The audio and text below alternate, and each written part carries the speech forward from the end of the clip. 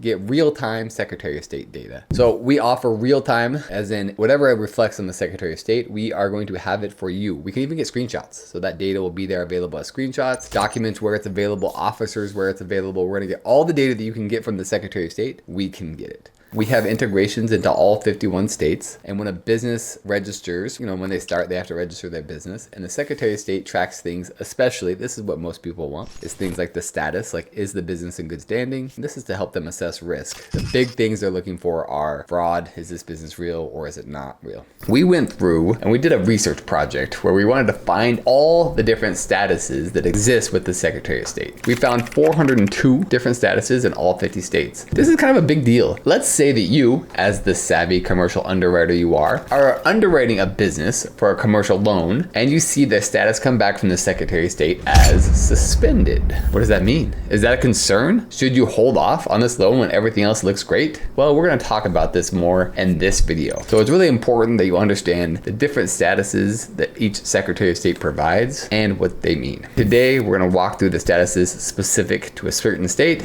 Montana's 9 business entity statuses you need to know. Number 1, inactive partnership expired. Indicates that a partnership has expired and is no longer active due to the passage of time or failure to renew its registration. Lenders should be cautious as this status suggests the business is no longer operational, potentially impacting its ability to repay loans and indicating a higher risk for lending. Now let's proceed to number 2, inactive expired. Similar to inactive partnership expired, this status applies broadly to any business entity whose registration has lapsed due to non-renewal. This status raises red flags for lenders, as it indicates the business may no longer be actively operating, potentially affecting its creditworthiness and ability to generate revenue for loan repayment. Now let's proceed to number 4, involuntary dissolution. The business has been dissolved by state action, typically due to non-compliance with filing requirements or regulatory obligations. This status is a significant concern for lenders, as it indicates severe compliance issues and potentially financial instability, making the business a high-risk prospect for lending. Number 5, voluntary withdrawal. This status is used when a business entity, particularly one registered in another state for an entity, chooses to formally withdraw its registration from Montana, ceasing its operations within the state. Number 6, inactive canceled. This status indicates that the entity's registration has been canceled, either due to non-compliance at the entity's request or for administrative reasons like non-renewal of the registration. Lenders should approach these businesses with caution, as the canceled status suggests potential operational or financial issues that could affect loan repayment capacity. Number 7, active good standing. This status signifies that the business is compliant with all Montana legal and filing requirements and is authorized to conduct business in the state. For lenders, this status is generally positive, indicating regulatory compliance and operational stability, which are favorable factors in assessing creditworthiness and lending risk. Let's proceed to number 8, inactive revoked. The registration of the business has been revoked due to significant non-compliance with state laws, such as repeated failure to file required documents or pay fees. This status is a major red flag for lenders, indicating severe compliance issues and potentially financial instability, which significantly increases the risk associated with lending to such entities.